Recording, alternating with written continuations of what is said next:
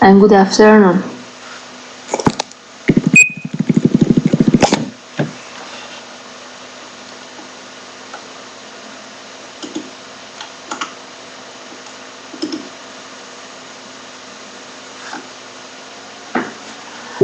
Okay, I start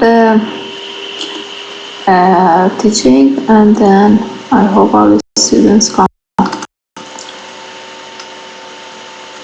And today is 12. Okay. Session.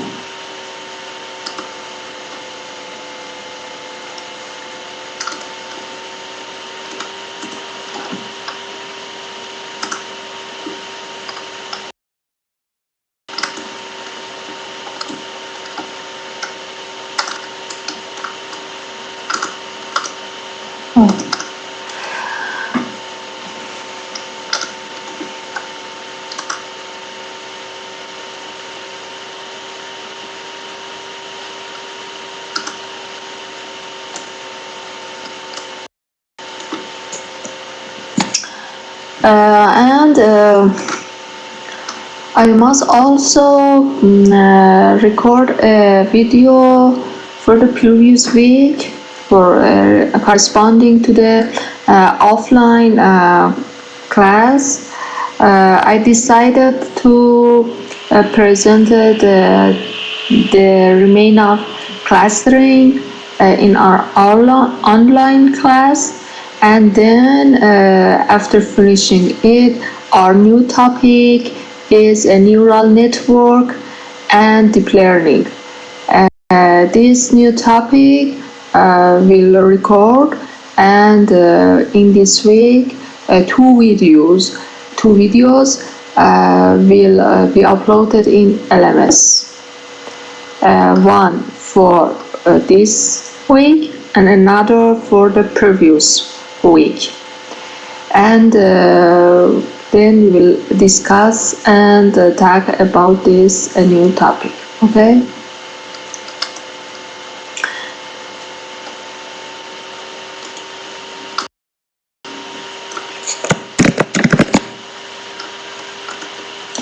In the name of God, session 12.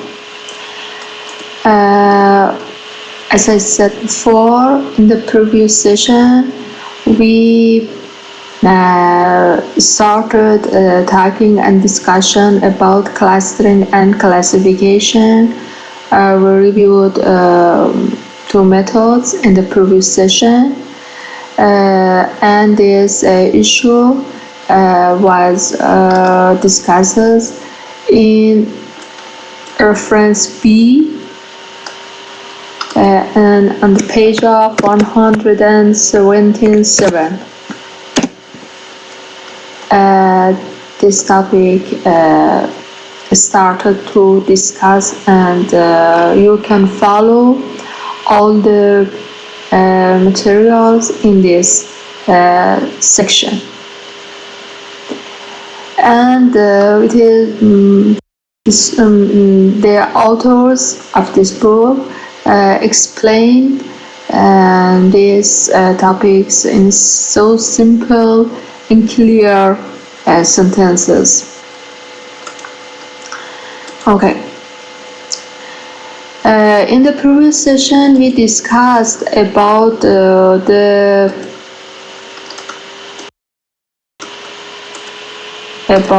comments. If you remember, at the first of this chapter, studied and talking about supervised, unsupervised data mining, feature extraction, and like this. We explained this before, and then after that we talked about comments, and then after comments we start about another unsupervised method like dendrogram. Okay, and according to our reference, and now we want to talk about a Gaussian mixture model, and expectation maximization algorithm. Consider that you have some data like this in this red dot, and we call it x. Our data is x1 or 2xn. Okay, now we want to fit a Gaussian model to this data, and our goal is estimate the parameters of this Gaussian distribution. Okay, for example, in this figure you see that we fit 2 Gaussian. Okay, and as you know, the 2 parameters for Gaussian distribution is mean and variances. The mean of this Gaussian and the variance around this mean. Okay, we call it theta.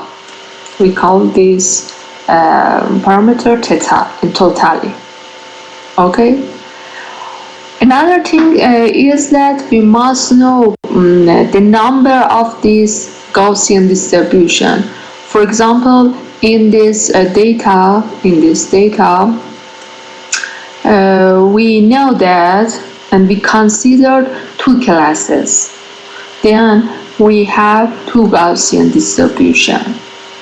Then we must consider 2 means and 2 variance. Okay, our goal is clear. For example, this is another data. Okay, at first we guess 2 means and 2 variance. You know the concept of the mean and variance, and we explained before in PCA analysis. We also explain it. Then we have a statistical data. We first initialize 2 Gaussian model, and then we iterate this and update. After that, we update the mean and the variance. By which algorithm? By EM, expectation maximization algorithm. How it updates? We have the mathematical equations in the book. But our way is that, again, I repeat it, at first we have some data. We initialize the parameter for Gaussian. Parameter for Gaussian distribution is mean and variance. After that, by using EM algorithm, we update this parameter. We update the means and the variance. Okay? For example, the EM, by attention to data distribution, update this to Gaussian model. Update in the iteration of 5. Then update it. Okay, then update it. And then, as you see, after 15 iteration, after 25 iteration, we have a 2 distribution, 2 significant distribution, that there are many differences between this green and this red. Okay, again I show it. we have this data, we initialize the mean and the variance, and by using EM, we update these parameters. We update the mean and the variance. You see here, the mean changes. The location of mean changes. The variance changes. Around each mean, the variance changes. In iteration 5, again, the parameters update. Then it's updated. And after 15, we have this. After 25, we have this. And now you see that the differences between 25 and 15 is less than the differences, for example, between 15 and 10. No? Iteration 10 and 15 is we have so much differences. But between 15 and 25, they are similar to each other. Then in this iteration, we stop our algorithm. Okay? Then totally, if we want to review this Gaussian mixture model, we consider the Gaussian distribution for data, and for the Gaussian, we have some parameters. We called it theta. Theta contains the mean and variance, and then we weighted these distributions. For example, for this example, we have two classes. Then we have alpha 1 and alpha 2. And we consider that the summation of this alpha I is equal to 1. Then totally, if we have classes, the weighting of this equation is equal to 1. Okay? Okay. And then after that, our goal here is to know about this theta and this alpha. How we can access this by maximization likelihood estimate, or we call it expectation maximization. Okay? Then again, here we have the summation of these. Assume observed data come from a specific model. After that, we have data. We assume this, formulate some parameters for that model. Then we calculate it. This step is expectation step. And then after that, in a specific iteration, we update the parameter, we maximization, we update the parameters to achieve the most differences between two classes. Then we iterate it until we converge to our goal. Okay?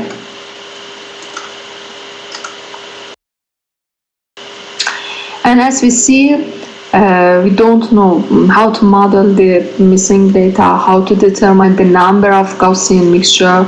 For example, we must, it is like commons. We must know the number of classes. And then the parameters estimation for Gaussian mixture is hard. And what model to be used is another difficulties. Okay, any questions? Okay, you write something. Naima said, is this the second part of the cluster? Yes, as I said. And then Ahmed said that do we have programming in now? You ask this, Ahmed. Yes, as I said before, after we finishing this topic, we have exercise. Our exercise is a program, okay, using these references. Now we review the book.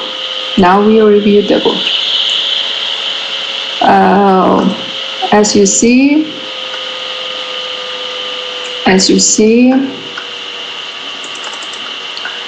here, this is exactly repeated in the PowerPoint, and then how the EM works, we have these equations.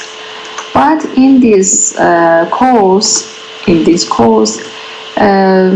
this formulation, you must learn it.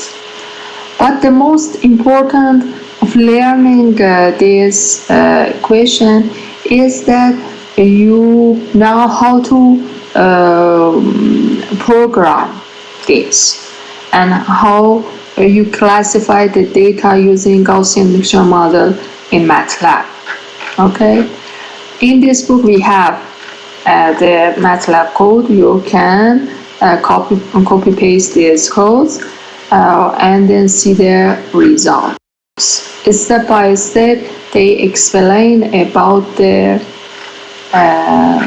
classification. Okay. In the series, alright, typing. Okay, you continue.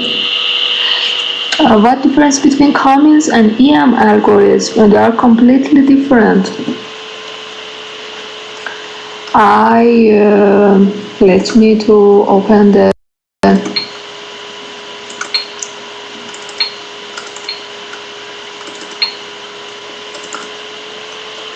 Cummings.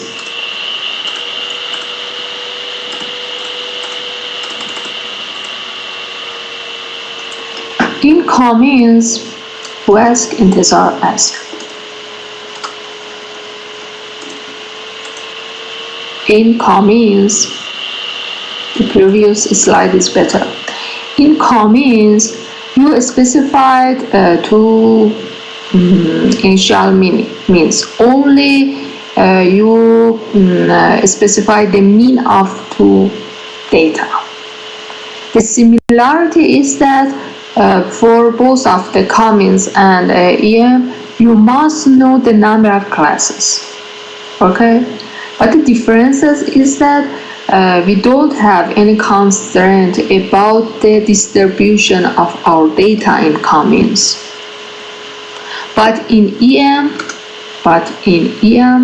we considered, we have some constraint that we assume that our data has the Gaussian distribution. Okay? But in Cummings, we don't have this assumption. Okay? And then in Cummings, another differences is that in Cummings, we calculate the distances between each data and the mean. Okay? And then we tried to minimum these distances. Okay? But in EM, we try to have two classes that the Gaussian distribution has differences. The concept of these two are different. Okay? For example, in Cummings, here we initialize page. Okay, you said okay. We initialize the mean, we calculate the distances, we iterated that we don't have any differences in the distances. Okay, they're completely different. But the goal of all the clustering is similar to each other. The goal of all of them is that we classify, we separate the data that the similarity in each class is high, but the similarity between class is low. The goal of all of the clustering is this, and classification. Okay. Another thing of clustering, another method is another supervised learning is that linear discriminant analysis. What is this? It is also very interesting method and very applicable. Again, consider this data. Consider this data. You can project using, before the projecting, you can achieve, you can obtain, you can calculate the eigenvectors of this data, the principal component of this data using the PCA. And then you, using this principal component, you can project this data, for example, to this direction or to this direction, or, okay? And then now, after the projection, please consider the data distribution.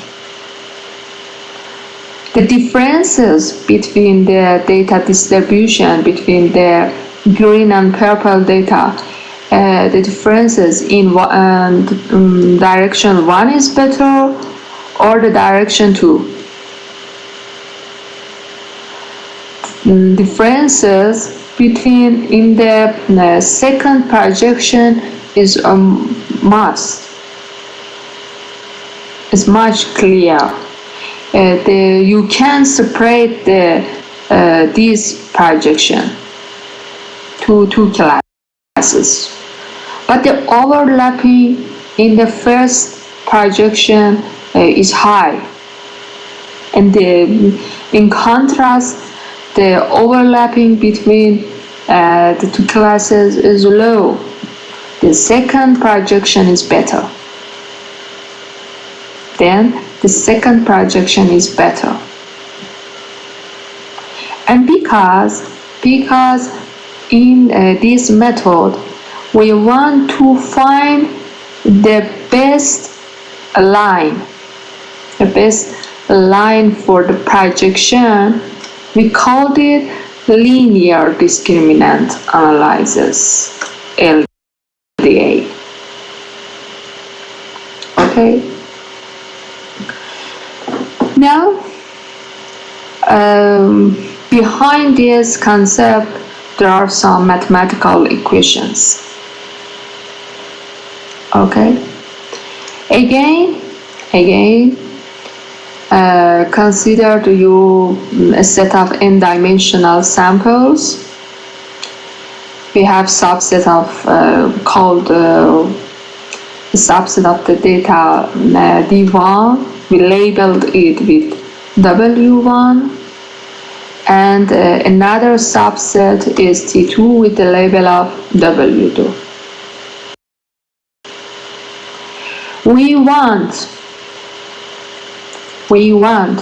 to project the X to another space, to another line, okay? To find new data, that we can classify it in a simple way. Okay. Now, and it is better I said that Then we want to find this W. It is questions for us. It is questions for us. What is this W? How we can project X to Y? How we can transform X to Y? Okay?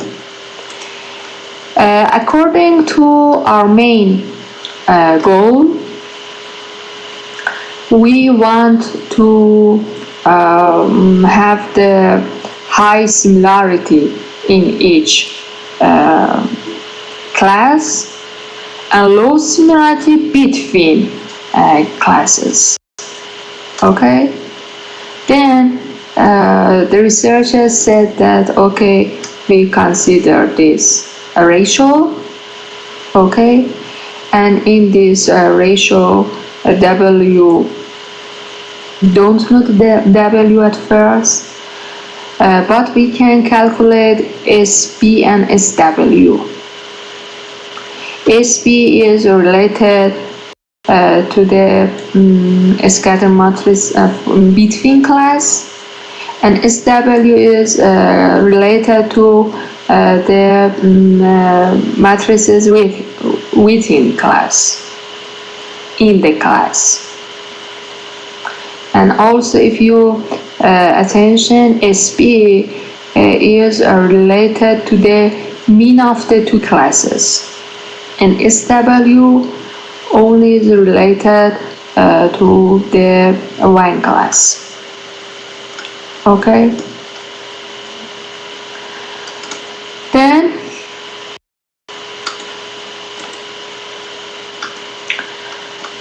Then after calculating the SP and SW, we put it in this equation. And according to the previous discussion in SPB, W is and SP is related to eigenvalues and eigenvectors. Anyway, we can calculate W, and after calculating this W, we can transform X to a Y, and then we can classify it. Okay. Of course, the details of LDA is much this discussion. But as I said, the concept is important for us because we want to know the concept of different clustering, and then after that and the differences between them, and then after that we want to run it and classify any data in MATLAB. Besides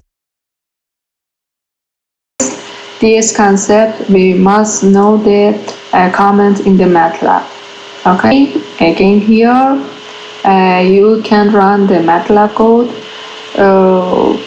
because why I myself run it, okay, but why I don't run it in our online class, because it is so simple.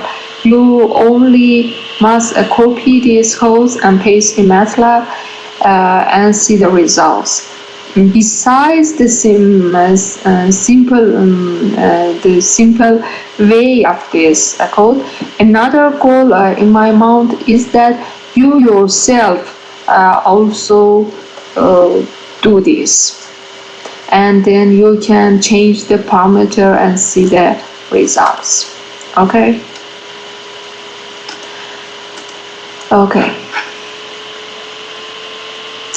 Another method, and it is also a supervised method, and questions.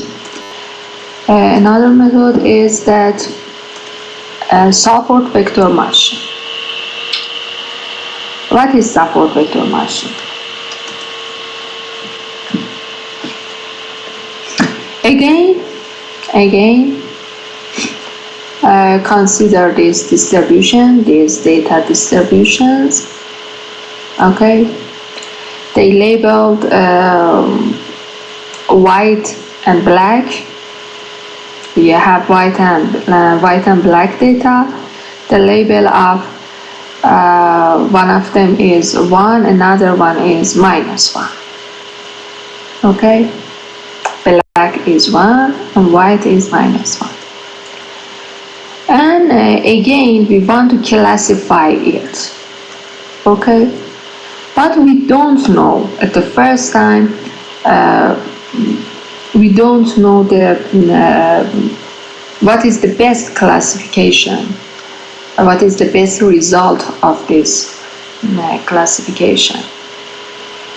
And for example, in this distribution also, we don't know about the distribution of this data. Maybe according to a specific application, we can consider the distribution. Okay, but totally in this slide we don't know. And also we want to introduce support vector match. Okay.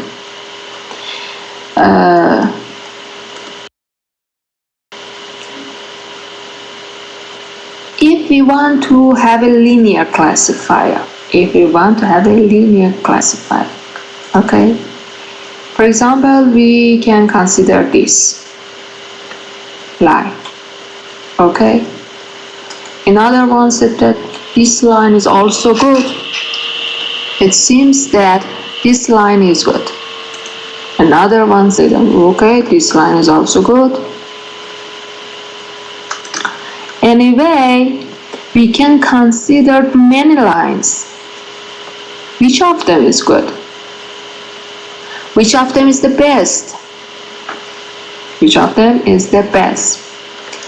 For example, in this line, in this pink line, this data is so near to this line. But for example, in this line, there are 4. Then maybe this line is better. The second is better. Okay? But we guess by the mathematical result, we don't know what is the best. Okay?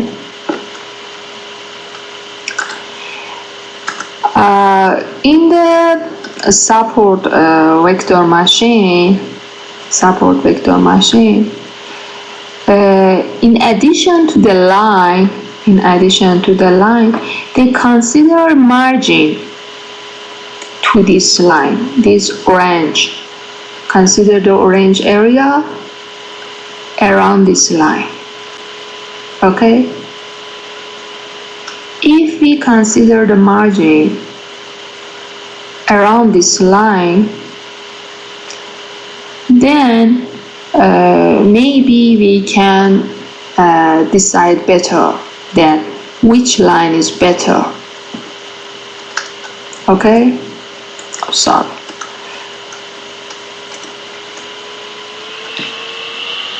For example, for this margin, this black data is this margin. If we increase the margin and also consider another line, we have we have larger margin. Then this line with a large margin is more reliable compared to the previous one. Then this is better.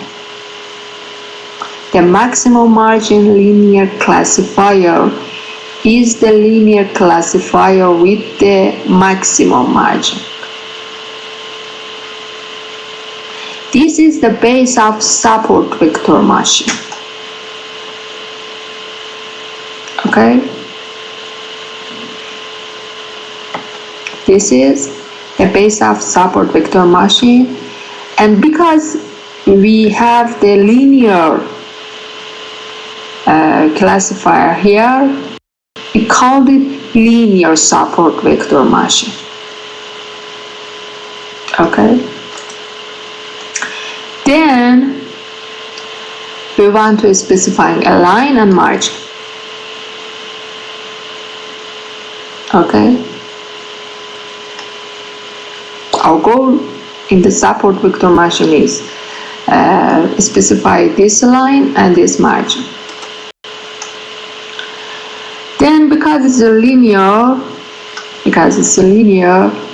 we considered this equation.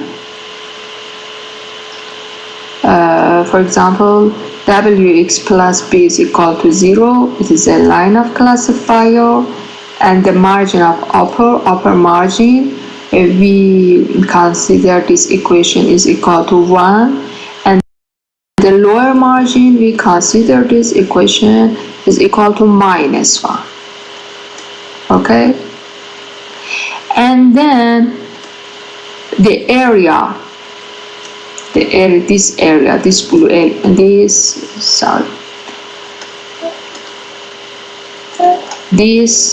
area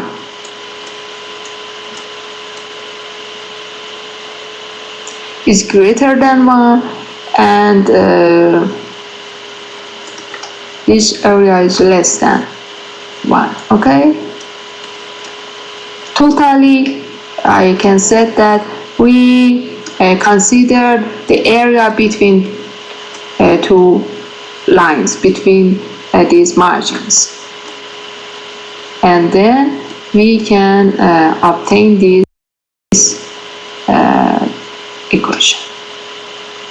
Okay, and this equation W is, we don't know the W, we don't know the B, only we have X.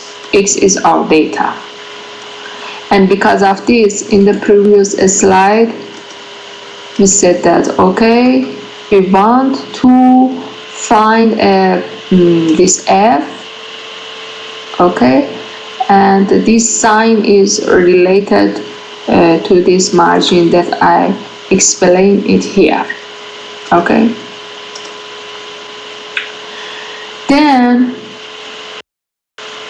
again by equation mathematical, we can find this W and this B. How we can calculate it? In the book explain. Explain about this. As you see again in these figures, explain about the line, about the margin. According to the data, we can decide which line and margin better. Okay, according to the data, we can set that. Again, it explain it, and then set that by some optimization algorithm. Using some optimization algorithm, we can find the W and B. And as you see in the book also, they explain totally, not very in details. Only said that, okay, we can calculate it by optimization problems. Because in MATLAB, you can write SVM, okay, and you must only define the parameters, the input of this SVM. But what is the input? What is what we can the best input? We must know the concept of this, and then because of this, we explain it. Okay.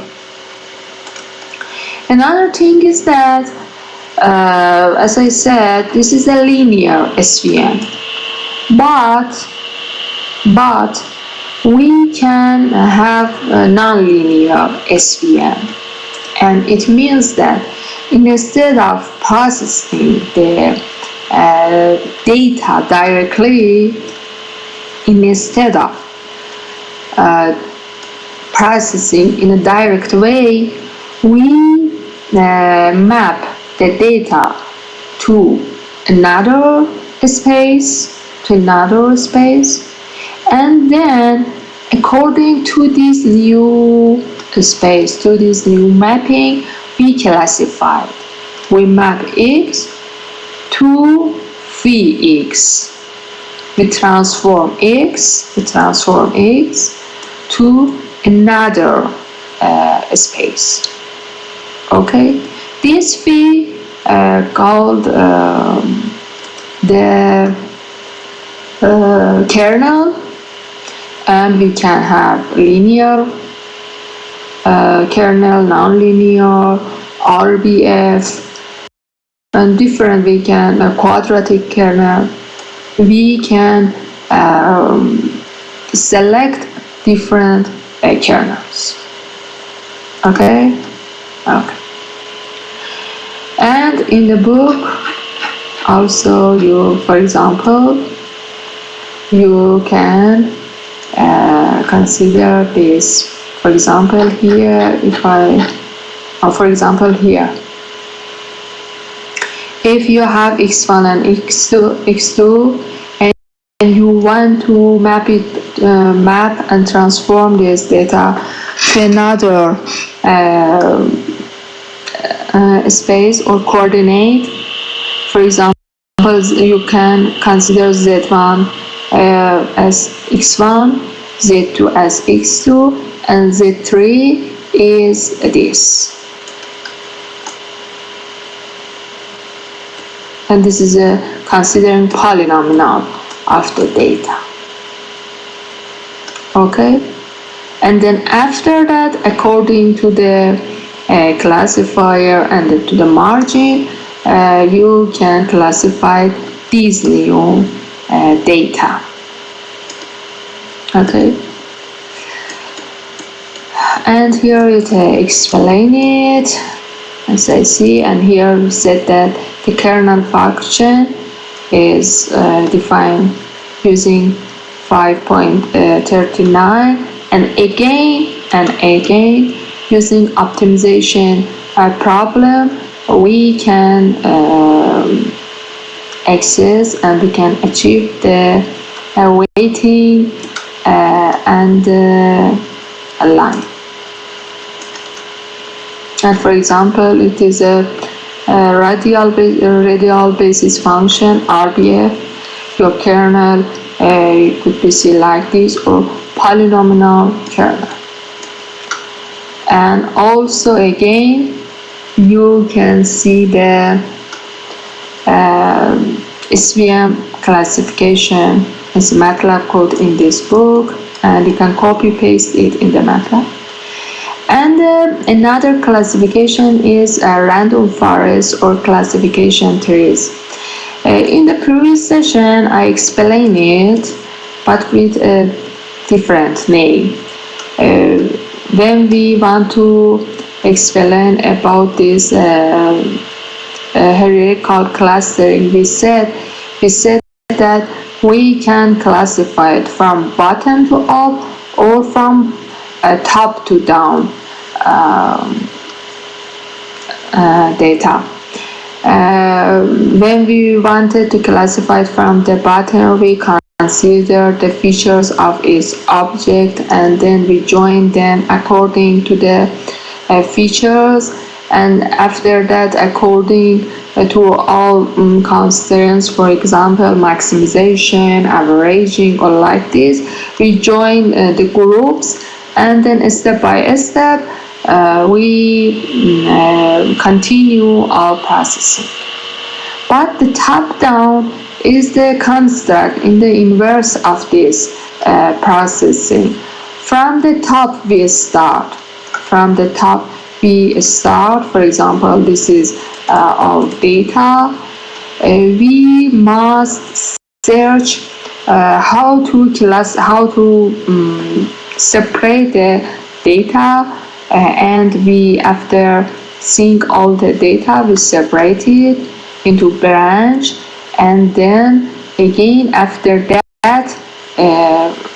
according to our constraint or our assumption, we repeat it and then see this class, and we divide it, for example, to 3 or to 2, of course to 2, and then we continue it, and this is from top to down, and we continued it until we have the differences between the classes. Okay. In this book, we called it classification trees, because it is like a tree, and random forest. It is like this: divide to green and orange, purple, then again divide the orange and purple to classes. Okay, and it is like this. Okay, and at the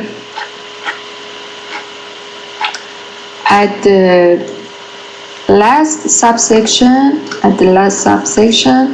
the book said that the top 10 algorithms in data mining in 2008. And it explained that in December 2006, there is a paper that explained the top 10 algorithms for data mining, introduced these algorithms here, and in this year and in this year 2006, the deep learning didn't use as much as these days. Then, as you see, they don't contain these top 10 algorithms don't contain deep learning. Okay, and again in 2 years after that, they updated and then introduced some the famous top 10 algorithms in data mining, and they only introduce in the book the methods. Some of them we explain. Also, you have the details in these chapters. Some of them we don't have. If you yourself want more details, you yourself can follow and search about it.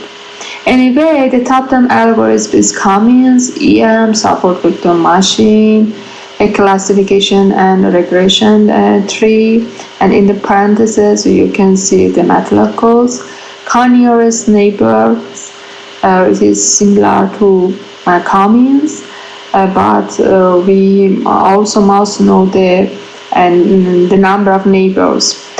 And Bayesian models, Adabus, C 4.5, a prior algorithm, and page rank. We explain some of them, or we didn't explain others. Okay, thanks for your attention. If you have any question, please ask.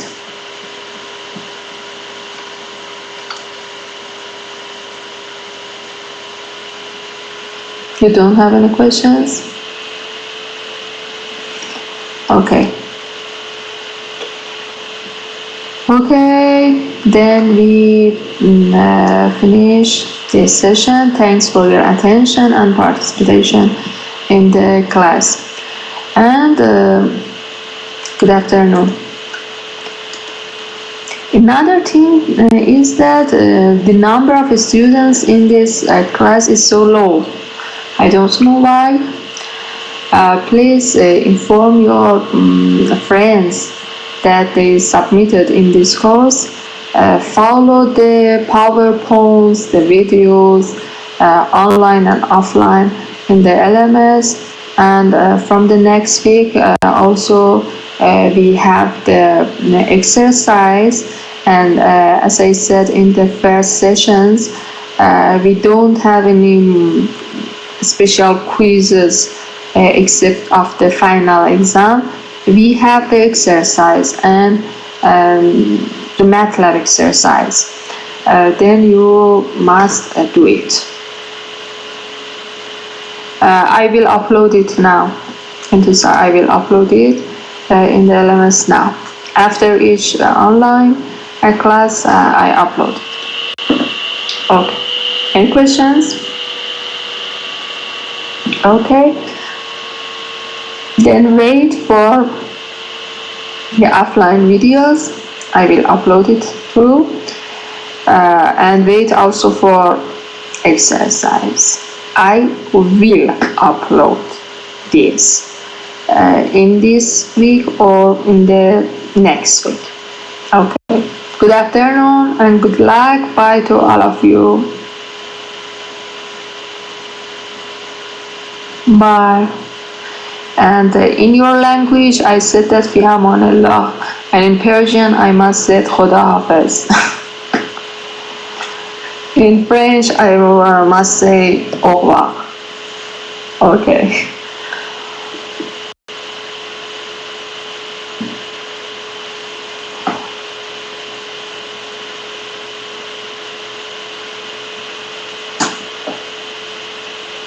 Thanks. Bye. Thank you. Bye.